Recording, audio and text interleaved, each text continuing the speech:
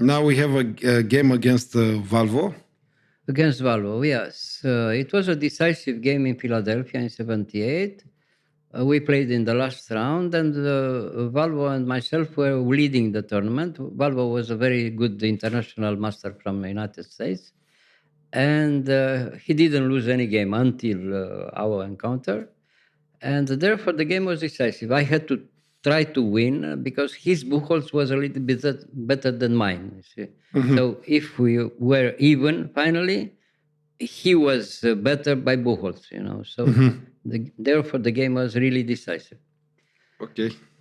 So you we had to played. win in order to. I had to try to win, yes, of course. And I played a normal hedgehog. The line that we played is a so-called hedgehog in the chess dictionary, like this, So the move order is played by this by black because you want to avoid immediately the move order with g3 and bishop g2 very quickly. That gives no possibility to play b6 and bishop b7. Playing like this, the second move b6, you have time to play b6, bishop b7, then therefore the game is balanced already after 6-7 moves like this. And we'll see what happens later on, So this is very popular. It was very popular in that time. A lot of very strong grandmasters played like this, including Karpov, Korchinoi, Kasparov. Almost everybody played like this with white. So now you take with queen, yes, of course. Bishop e7, bishop castle, no, d6, pardon, d6, b3. Okay, after b3, he wants to put the bishop in b2. Then later on, rook e1, rook d1, and so on. Very normal move. Normal position for white. So b3. Okay, knight a6, rook e1, knight bd7. Okay, and we arrived in this position where the game is almost even, more or less even, but immediately after the opening is okay already for black. Black has you can't win in 10 moves with black, you see. So you have to equalize first. Yeah. So black here is equal. Black is more or less even, yes. I played a lot of games like this with black, and the game is all right because, as you see, it's almost like a Sicilian. Black has almost the same position like in Najdorf in Sicilian. Yeah. The only big difference is that the pawn is in b6 instead of b5. Yes. Yeah. But the rest is like in Sicilian, almost the same, you see. So therefore, the black position is all right. In Sicilian, it's a very normal position. Yeah. Queen c7. Okay, queen d2. He wants to put the knight in d4 and controlling the central square, So, rook e8. Yeah, this is the best idea, to put the bishop back in f8, and later on, if necessary, to play something with g6 and bishop g7. You remember my game with Woolman and so on. I played a lot of games with this line against very strong players, Karpov, Korchinoi, and so on. And the game is okay, but you have to be very careful. The move order is very important for black, you see. Yeah. So bishop f8, rook d1, rook d8. And from now on, knight c2 again is good enough. He wants to take you even more space, if possible, to give the possibility to move away with the queen somewhere in f4, for instance, like in our game, and in some other positions to put the knight in e3, controlling completely the center. This is the idea from white. And now you have to try to have some counterplay, of course. Queen b8, black has to wait. But white has to move to choose a plan. And queen f4 is a little bit risky. You'll see why later on. Queen f4, he wants to take initiative on the king side. Bishop a8 waits again. And now g4 is, in my opinion, very risky for white. And you'll see in just a few moves, black takes the initiative. Here. So just, with these last moves, you black just wait. Yeah, gives you the chance to try to show what is your plan.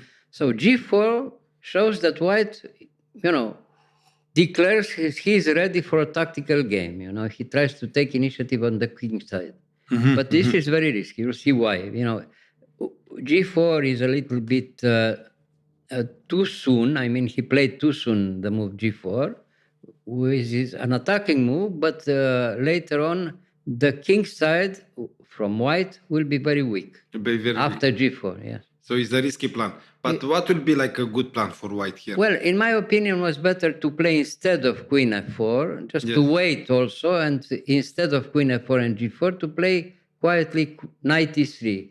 Wait and see how black wants to, to break the defense. It's very difficult to break the white defense. To keep the pressure on? To keep the pressure and stay quiet with white. But how about if black still waits? What that means? Well, if black waits, the game is draw and he has better bullets. It was his advantage. I mean. Okay. Yeah. Black had to try to win. And therefore, I was very content that he played like this, because that gives a good chance also, Yes. He has a good chance, but black also has a good chance to try to play for win, And you'll see in a few moves, everything will be very unclear, after g4.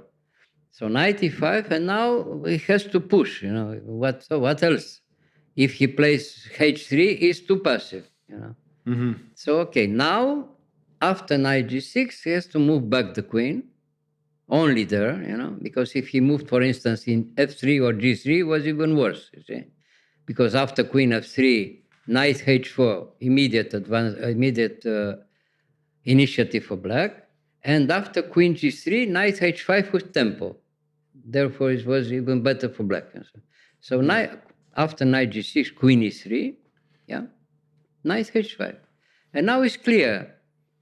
Black has control on f4 and h4 squares.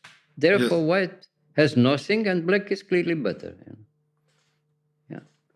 The f4 square is weak, the h4 square is weak. So therefore, black has initiative here.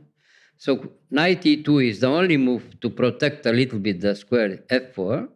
But now, after d5, the game is completely open, He can't take twice in the e5 is a catastrophe if he takes twice. He opens too much the position, and every black piece comes into play, and has fantastic initiative for black.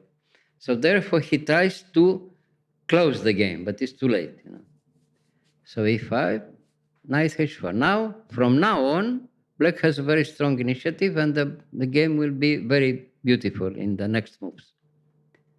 Bishop f3, more or less the only defense. But why to move the bishop? But why? What can he play? Because the idea already was to try to win at least a piece. After, if he doesn't play bishop f3, the threat from black was with the bishop in g2 to take in g2, and after king g2, d4 check and wins the queen. Yes. The bishop from a8 comes into play and wins the queen. True. So therefore, bishop f3 is the only move. But now, after knight takes f3 check, queen takes, g6, we'll see the result. Now we have the position that I told you before. Yeah. The king side is very weak from white, And the diagonal from a8 is deadly, because if you open this diagonal, it's almost mate. Yeah. The threat is already, brutal. I mean, you threaten queen b7 and you want to give mate in a few moves, you see. So from now on, he has to try to defend the position with the only moves, but it's too late, because you see, the white's position is much too weak. The idea g4, g5 was very risky, because it gives complete initiative for black. You see. And now the bishop goes back, and the threat is, as I told you before, queen b8, b7, threatening mate on the big diagonal. Yeah. So from now on, again, the only moves. Knight e3, b5, takes the only counterplay. Even eventually, he wanted counterplay. The position is lost already. Yeah. But the small counterplay was threatened by knight c4 with the idea to come in d6 and so on, give a pawn, something like this. But after b5, takes everything. I mean, there's no chance at all for white after b5. So h4, the only move to wait a little bit again. So the best way is to trade the rooks, and after rook d8, for instance, now if he takes in d8 and afterwards queen d4, let's say, for instance, takes in d8, takes, Yes. takes in d8, takes in d8, and now let's say queen d4, and after queen d4, queen a5 wins. Threatens immediately queen takes a2 or queen e1 check, and finished. Yeah. Yeah. So, okay, he tries to close the game again, but it's much too late, So with the rook in d1, he plays bishop d4. And now we have this immediate threat, queen b7, threatened mate again. Yeah. He has to play queen g2. Yeah, queen g2. And after queen g2, black wins in a few moves. Queen f3. Now, if you take in f3, you lose at least a piece, if you take in f3. Or exchange, it's terrible position. And now after king f1, for instance, Yes. knight f4 and you resign. Knight f4, you have to take in f4, bishop takes d1, knight takes d1, rook takes d4, attacking everything. And you see that the position is terrible. Yeah. So, okay, so he played rook d2, the last hope. Yeah.